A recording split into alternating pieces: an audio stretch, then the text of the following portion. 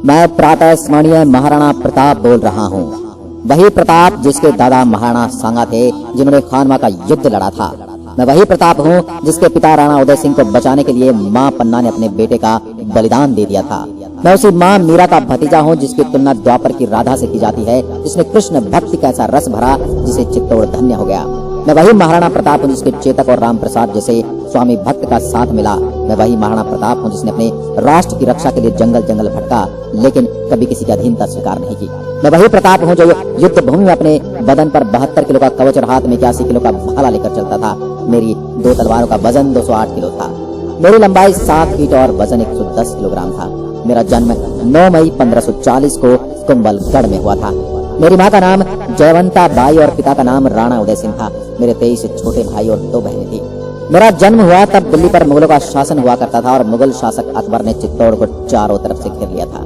तो मेरे पिता उदय सिंह ने अकबर से लड़ने की बजाय चित्तौड़ को परिवार सहित छोड़कर उदयपुर आना चुना था और चित्तौड़ का कार्यभार मेड़ता के राजा जयमल और आमेट के पत्ता के हाथ में दे दिया था, जिसका मैंने विरोध किया, लेकिन उसका कोई फायदा नहीं हुआ।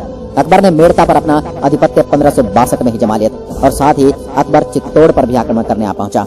जब अकबर को पता चला कि किले में राणा उदय सिंह नहीं है, तो उसने एक जयमल को एक संदेश भिजवाया कि आपको मेड़ता का राज वापस कर दिया जाएगा, आप चित्तौड़ को हमें देकर अपने राज्य में वापस चले जाओ। लेकिन जयमल ने अपनी वापसी में बहुत करारा जवाब दिया कि है गढ़ मारो मैं हूँ धनी, असुर फिरे किम आण, कुच्चा जोत्रिक फूटरी दीदी मने दीवान।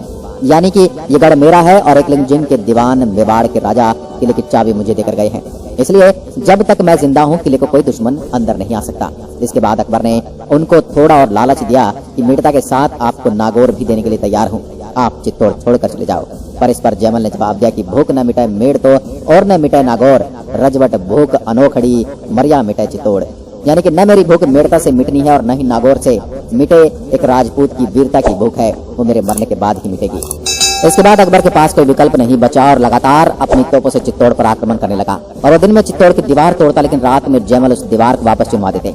एक रात को जब जयमल वापस दीवार को चुनवा रहे थे, तब अकबर ने देख लिया और अपनी संग्राम नामक बंदूक से जयमल को गोली मार दी, जिससे जयमल घायल हो गए।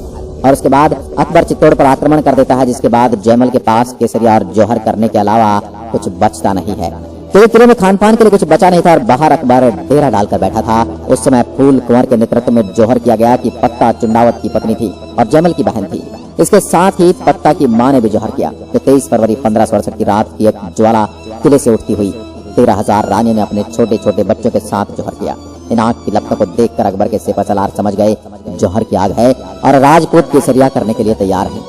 अब पुरुष सर पर केसरिया पगड़ी बांध कर लड़ने को तैयार हो गए। जयमल रोने लग गए कि मैं कितना बदनसीब हूँ, घायल अवस्था में होने की वजह से मैं लड़ाई में भाग नहीं ले सकता। लेकिन उनकी इस व्यथा को देखकर एक सैनिक आ गया, इसका नाम था कल्लाजी राठौड़। उन्होंने कहा कि आप मेरे कंधे पर बैठकर युद्ध लड़ें। इस तरह जयमल भी युद्ध के मैदान में उतरे और कल्लाजी के कंधे पर बैठकर युद्ध लड़े। इसी वजह से कल्लाजी राठौड़ को 4 हाथों का देवता कहा जाता है। जयमल और पत्ता इस युद्ध में काफी बहादुरी से लड़े और वीरगति को प्राप्त हुए। उस दिन मेवाड़ के वीरों ने ऐसी वीरता दिखाई कि महज 8,000 सैनिकों द्वारा 48,000 मुगल सेना को काट दिया गया। अकबर ने किले पर कब्जा तो कर लिया, लेकिन सिवाय राख के उसके हाथ कुछ न लगा। और इस युद्ध के बाद अकबर को किले में कुछ नहीं मिला, तो उसने बहुत बड़ा नरसंहार किया, जिसने उसे 30,000 मासूमों को गाजर मूली की तरह कटवा दिया और उनकी मीनारें चिनवा दी। चित्तौड़ पर 2 ही बड़े नरसंहार हुए, जिसमें एक खिलजी ने किया और दूसरा अकबर ने।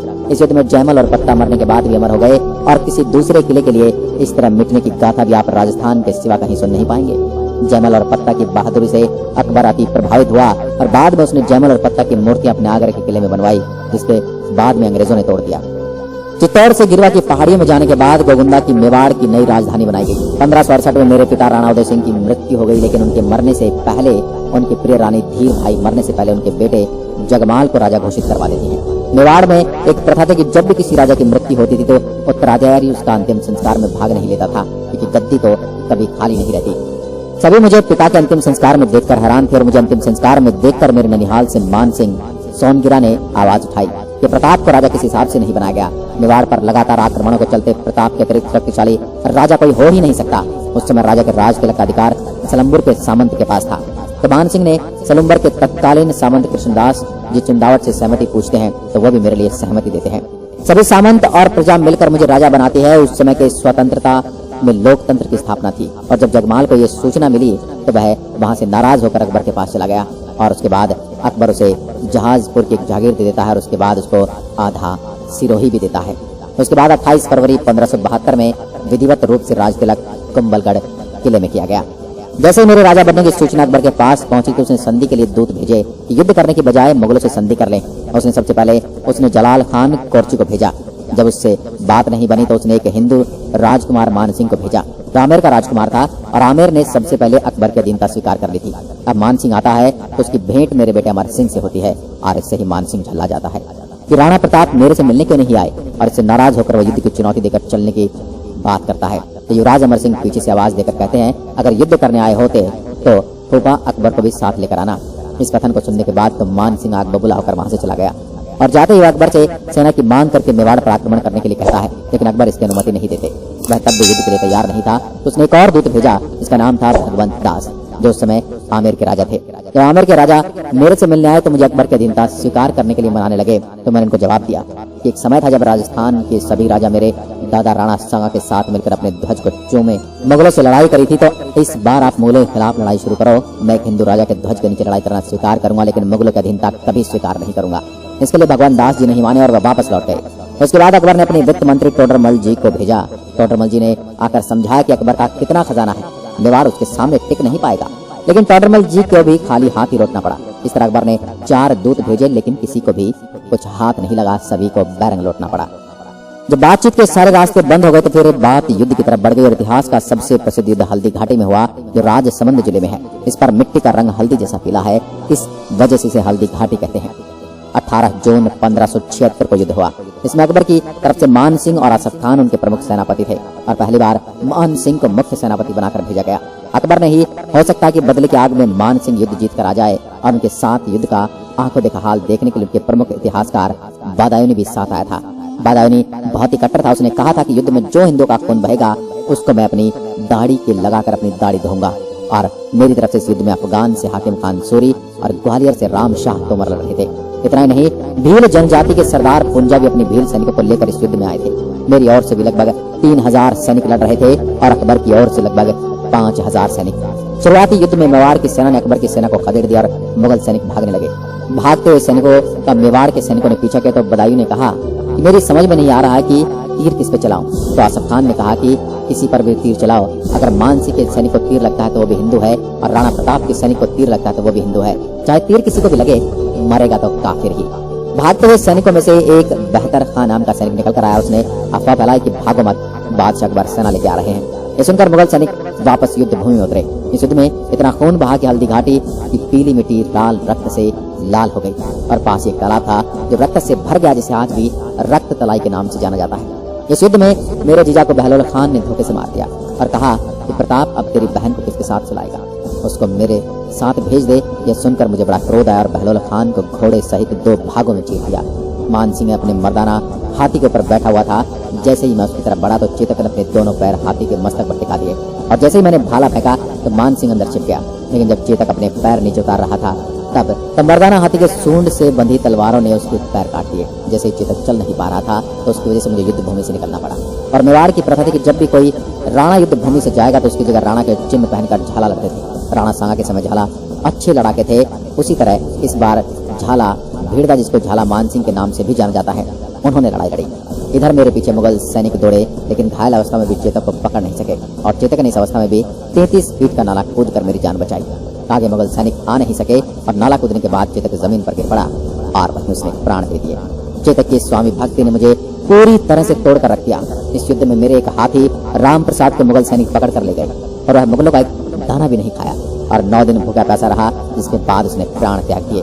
बदायूनी अपनी किताब में लिखता है कि उसके बाद सैनिक इतने हार चुके थे कि उन्होंने पीछा नहीं किया और वो गोगुंडा की तरफ पहाड़ियों में गए और डर के मारे उन्होंने अपने चारों तरफ दीवारें चुनवाई ताकि मेवाड़ के सैनिक हम पर हमला न कर सके। लेकिन हम जिस गांव से निकलते हम पर भील सैनिकों द्वारा हमला कर दिया जाता और जैसे तैसे जान बचाकर वहां से निकलने में सक्षम हुए। जैसे अकबर के पास पहुंचे तो अकबर इस हार से बहुत नाराज हुए और मान सिंह और असफ खान को दरबार में आने पर रोक लगा दी। अकबर ने उनका मुंह देखने के लिए मना कर दिया। 1576 में अकबर स्वयं युद्ध करने के लिए अपनी सेना लेकर आता है, लेकिन अकबर भी कोई छठ की चौदस करके नहीं गया। वो भी अधीनता स्वीकार नहीं करवा पाया। सिर्फ उसने उदयपुर पर कब्जा कर लिया और उसका नाम मोहम्मदाबाद करके वापस चला गया। उसके बाद मेवाड़ की राजधानी कुंभलगढ़ हो गई और इसके बाद अकबर ने अपने सबसे अच्छे सेनापति शहबाज खान को कुंभलगढ़ भेजा।